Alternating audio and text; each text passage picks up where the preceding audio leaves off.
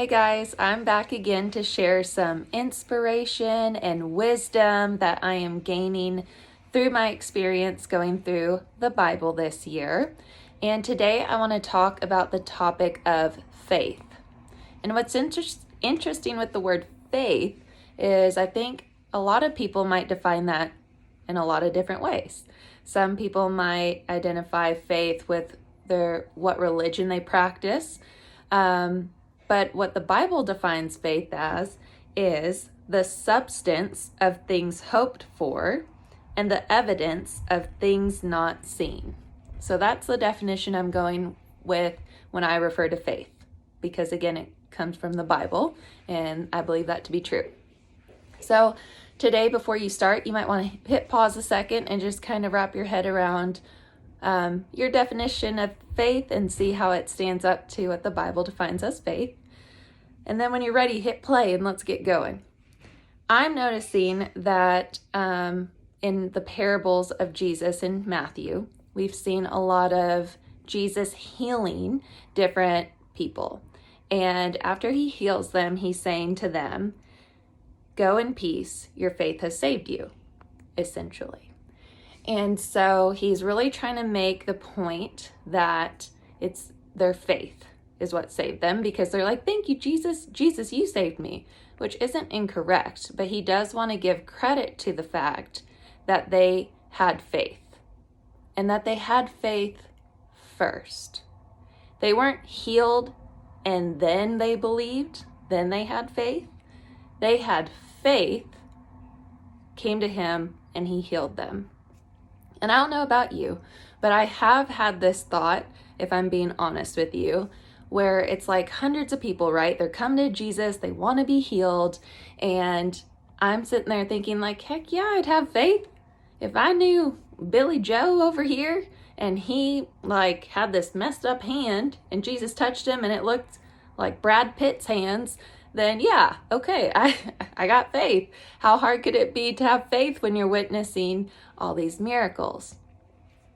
But to be honest, I kind of wonder how many people, whose names probably aren't in the Bible, saw those miracles happening and thought, that's good for Billy Joe over there with the hand thing, but I'm sure he couldn't heal me.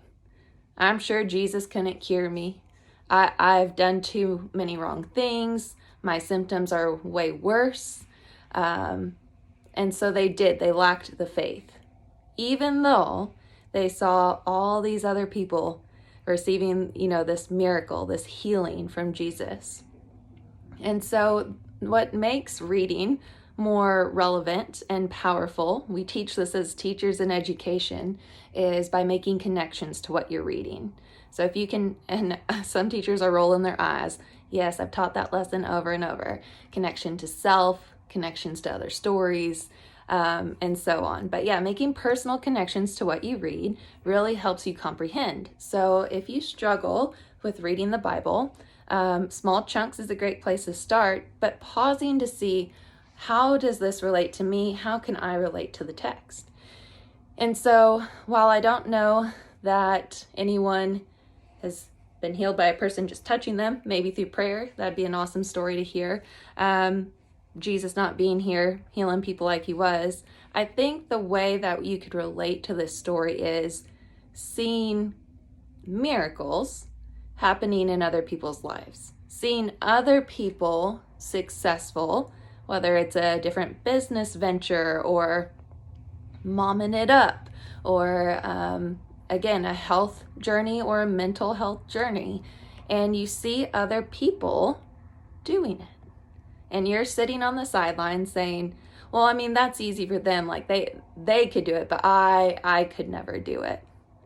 And I can't help but wonder if your faith was stronger, if you had that faith that and actually believed you could do it, if you would not also be experiencing what other people are experiencing in whatever realm that deep down inside you wish you could be a part of. So today, I want to encourage you. 1, check in with yourself. How do you define faith? Where are you at when it comes to faith? Are there certain areas that your faith is very strong? Are there areas where you could grow your faith? And again, relating to the people in the Bible, their faith saved them. They had faith first, and then Jesus was performing these miracles.